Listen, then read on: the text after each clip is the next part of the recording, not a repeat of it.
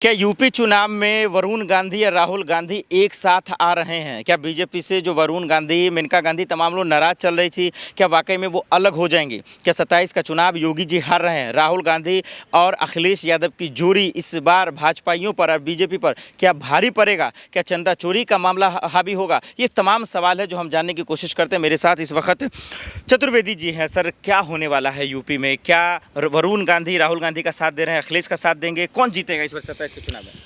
जली को आग कहते हैं, बुझी को राख कहते हैं। जिस राख से बारूद बने उसे नेता प्रतिपक्ष राहुल गांधी, अखिलेश यादव और वरुण गांधी कहते हैं। हंसुआ कितना भी टेढ़ा होता है अपने ही तरफ खींचता है, और एक ही चने की दो दाल हैं। और चाचा राहुल गांधी के संजय गांधी ही कहलाएंगे, दूसरा नहीं कोई कहलाएगा।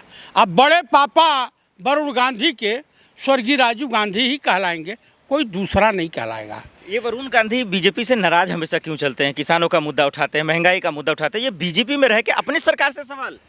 अच्छा, ये बताइए, जिस परिवार के खून में जनहित की भावना हो वो चोर बेईमान तो हो नहीं सकता। ये गांधी परिवार का खून है, पंडित नेहरू का खून है, स्वर्गीय श्रीमती इंदिरा गांधी का खून है।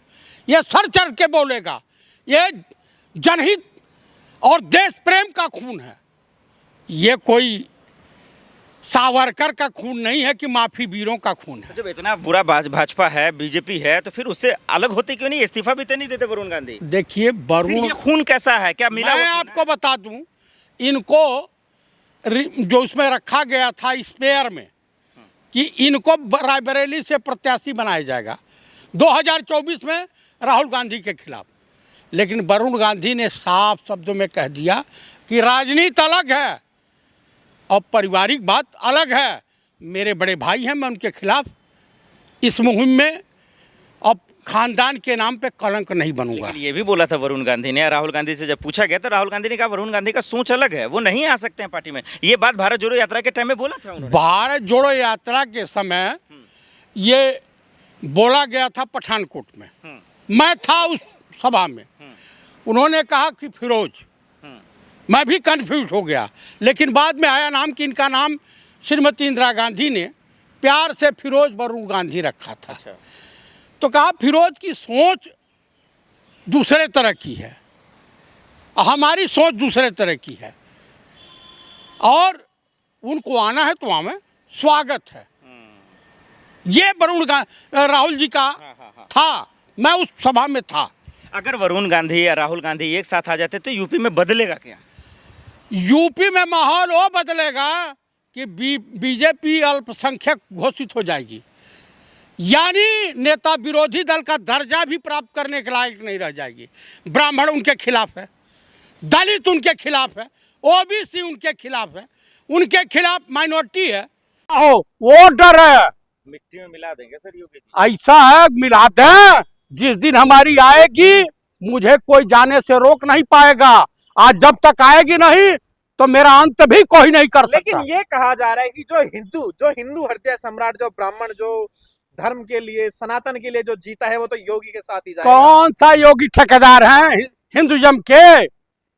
ब्राह्मणों की हत्या हुई है तब कहाँ थे योगी?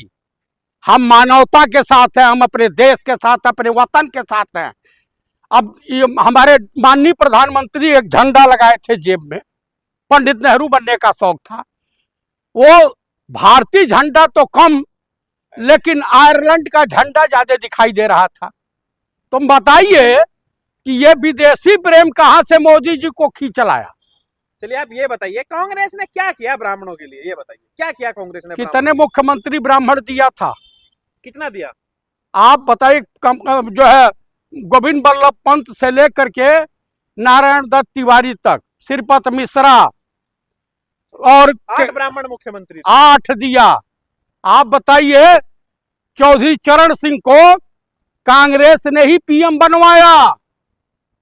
आपको याद होना चाहिए, आपके पछा के चौधरी मिठाई मतलब भेली गुड़ लेकर के घूम रहे थे।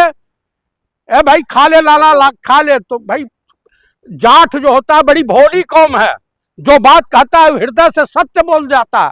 तो कहे कि भाई किस उपलक्ष्य में, अरे खा ले जे। कहे भाई बताओ, कहा आज हमारा चौधरी इंदिरा गांधी हो गया, पीएम नहीं कह पाए, इतनी भोली कौम है। तो आप बताइए, चौधरी चरण सिंह को जी को पीएम स्वर्गीय श्रीमती इंदिरा गांधी ने बनाया था। तो मेरे कहने का मतलब यह है, तात्पर्य यह है कि ब्राह्मण मूर्खों के समाज का नहीं है, नेतृत्व करता है।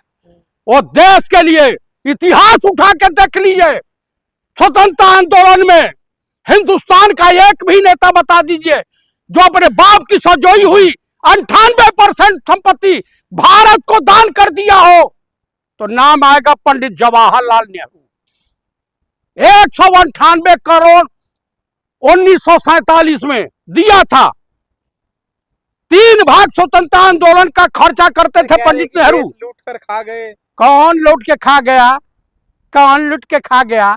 अडानी को 1 रुपये में 1000 एकड़, इंदिरा जी या डॉक्टर मनमोहन सिंह या नरसिम्हा राव या जो है पंडित जवाहरलाल नेहरू, लाल बहादुर शास्त्री, इन्होंने दिया था। अब आप ये बताओ, यूपी में सरकार किसकी बन रही है? छोड़ो सारी बात। इंडिया गठबंधन के मुख्यमंत्री होंगे अखिलेश यादव।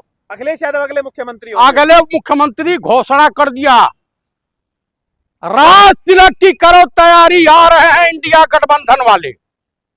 ब्राह्मण होकर आप अखिलेश यादव को सीएम बनाएंगे? क्यों? आप बताइए, ब्राह्मण को कितने रूप में आप लोग देखना चाहते हैं? रावण के रूप में, परशुराम के रूप में, चाणक्य के रूप में, या जो है सुदामा के रूप में? सुदामा को तो ब्राह्मण वोट देगा अखिलेश को? अखिलेश को देगा, इंडिया गठबंधन को देगा। अब ये चलेगा, इनकी दुकान बंद हो गई भाजपा की। और ये लाल किला से अंतिम भाषण था माननीय प्रधानमंत्री श्रीमान मूर्खों के सरताज, अंधभक्तों के पापा माननीय नरेंद्र मोदी। आखिरी भाषण था। आखिरी भाषण था और आखिरी झंडारोहण था। अब इसके बाद इनकी विदाई है। चलिए, कब सरकार गिर जाए कोई भरोसा नहीं।